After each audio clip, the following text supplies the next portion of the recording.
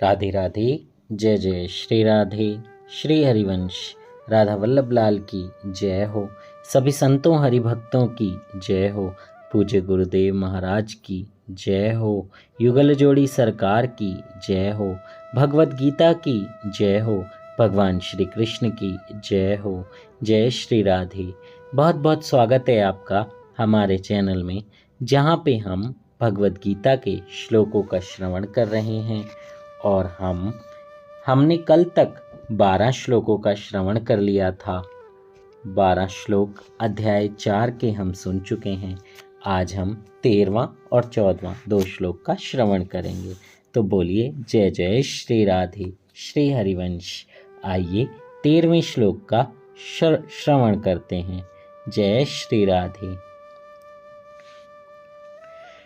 चातुर्वर्ण्यं मया सृष्टं गुणकर्म विभागशः तस्य कर्तारमपि मां विद्धि कर्तारमव्ययम्।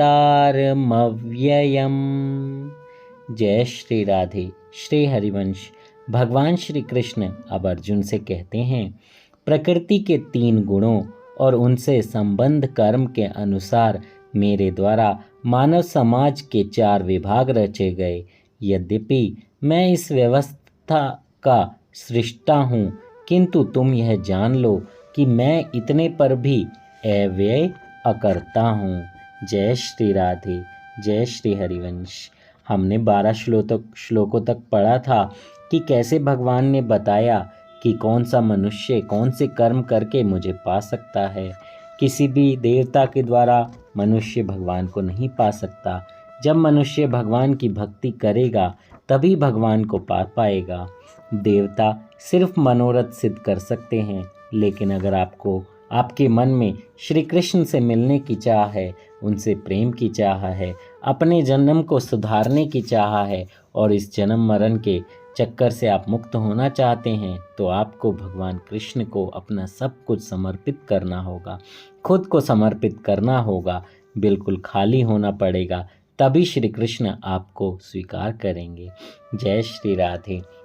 वैसे तो वो अधर्मी को भी स्वीकार कर लेते हैं।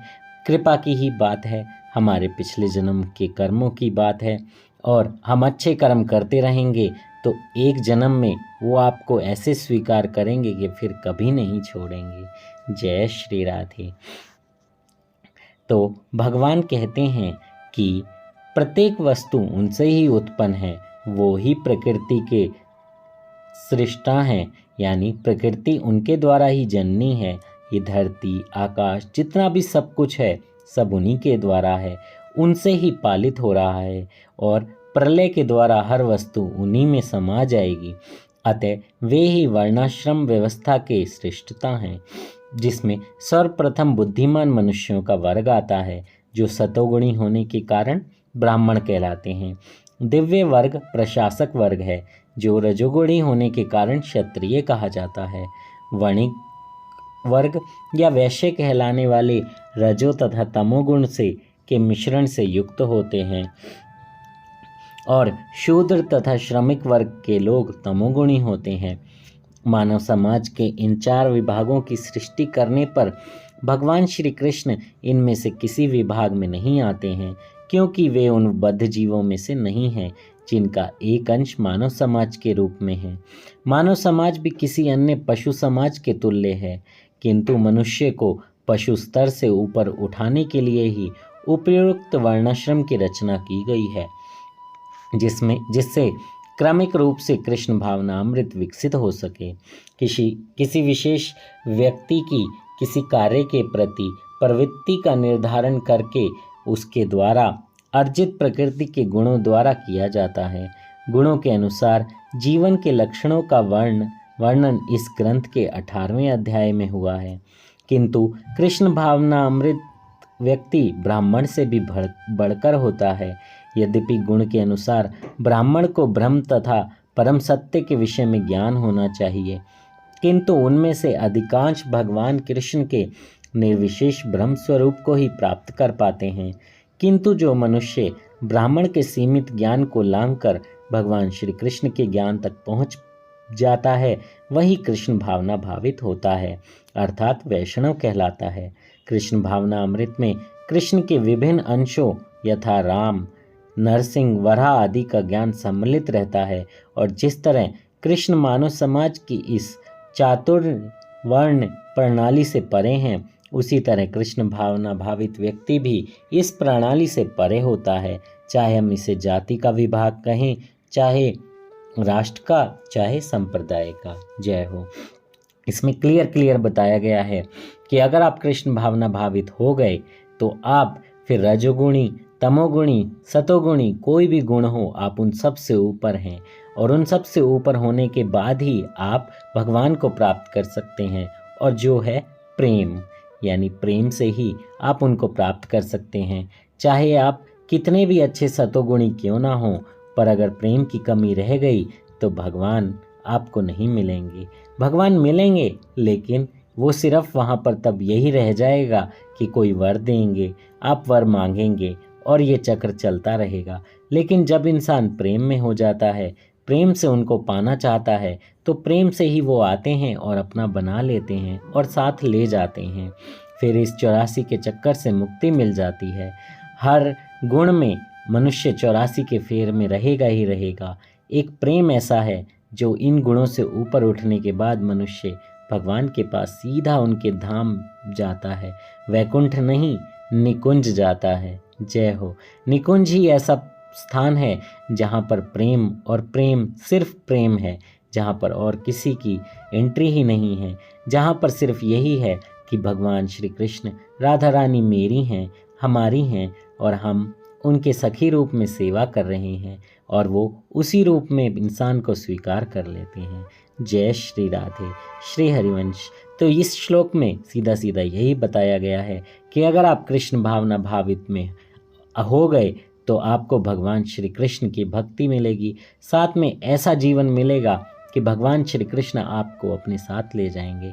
यहाँ पर रहकर आप भक्ति करेंगे और ऊपर रहकर सखी रूप में सेवा करेंगे। जय श्री राधे। श्री हरिवंश। श्लोक नंबर 14 का श्रवण करते हैं। जय श्री राधे। न माम कर्माणि लिम्पन्ति, न मे कर्म फले स्पृहा, इति माम योऽभिजानाति, कर्मभिर्न सबध्यते। जय श्री राधे। श्री हरिवंश। भगवान श्री कृष्ण कहते हैं, हे अर्जुन, मुझ पर किसी कर्म का प्रभाव नहीं पड़ता, ना ही कर्म फल की कामना करता हूँ। जो मेरे संबंध में इस सत्य को जानता है, वह भी कर्मों के फलों के पाश में नहीं बनता है। जय श्री राधे।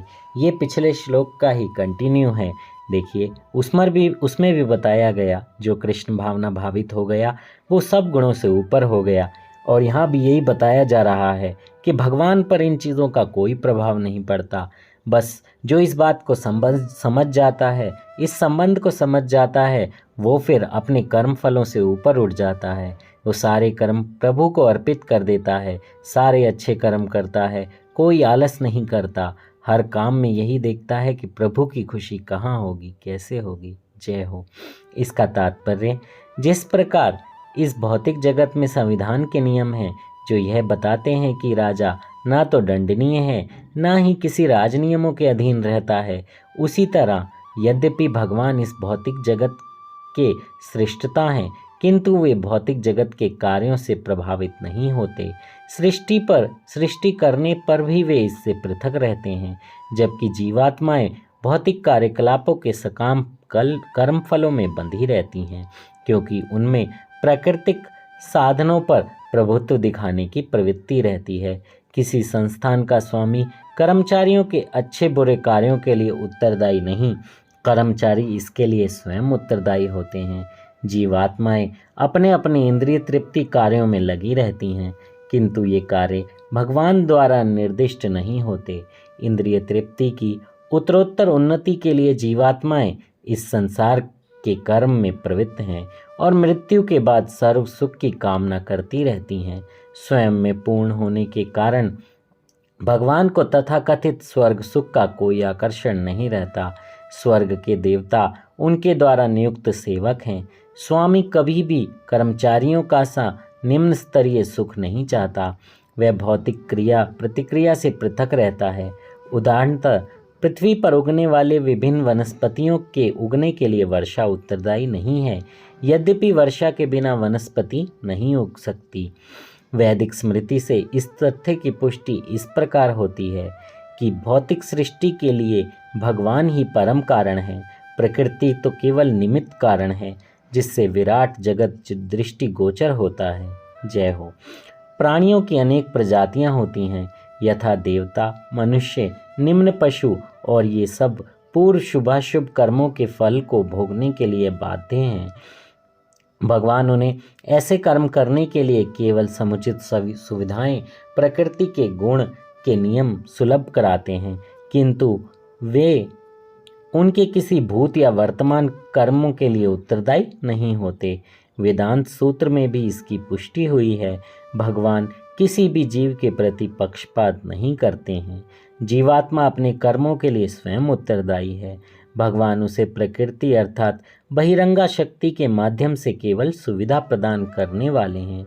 जो व्यक्ति इस नियम कर्म की सारी बारीकियों से भली भांति अवगत होता है, वह अपने कर्मों के फल से प्रभावित नहीं होता। दूसरे शब्दों में, जो व्यक्ति भगवान के इस दिव्य स्वभाव से परिचित होता है, वह कृष्ण भावना अमृत में अनुभवी होता है। अतः उस पर कर्म के नियम लागू नहीं होते। जो व्यक्ति भगवान के दिव्य स्वभाव को नहीं जानता और सोचता है कि भगवान के कार्यकलाप सामान्य व्यक्तियों की तरह कर्म फल के लिए होते हैं, वे निश्चित रूप से कर्म फलों के बंधन में बंध जाते हैं। किंतु जो परम सत्य को जानता है, वह कृष्ण भावना अमृत में स्थिर मुक्त जीव है। जय हो। जय श्री राधे। इससे आगे के श्लोकों का श्रवण हम कल करेंगे। जय श्री राधे। भगवद गीता की जय हो। भगवान श्री कृष्ण की जय हो। कितने सीधे सीधे शब्दों में समझाया जा रहा है। अगर हम थोड़ा सा भी समझने की कोशिश करें तो बहुत ईजी है। और बेसिकली हमें ऐसा करना चाहिए कि बचपन से ही हमें अपने बच्चों को भगवान के बारे में, भगवद गीता के बारे में, भागवतम के बारे में, सनातन धर्म के बारे में बताना चाहिए, ताकि बच्चे जब बड़े हों तो वो अपने बच्चों को उस बारे में बताएं। क्योंकि हमारे भगवान श्री कृष्ण का ज्ञान भगवद गीता में है, भागवत में है, जो खुद भगवान ने कहा है गीता में। इसलिए हम बचपन से अगर ये सब सिखाएंगे तो बड़े होकर उनको सारी चीज़ें समझ आएंगी कि क्या गलत है और क्या सही है, क्या हमें करना चाहिए, क्या नहीं करना चाहिए। वरना बड़े होकर हम सारे गलत काम पहले अपनाते हैं, क्योंकि माया बहुत प्रबल है, जल्दी जकड़ती है।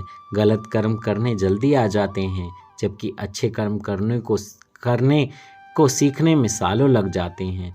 इसलिए अपने बच्चों को आप यही सिखाइए कि अच्छे कर्म करें, कृष्ण की भक्ति करें।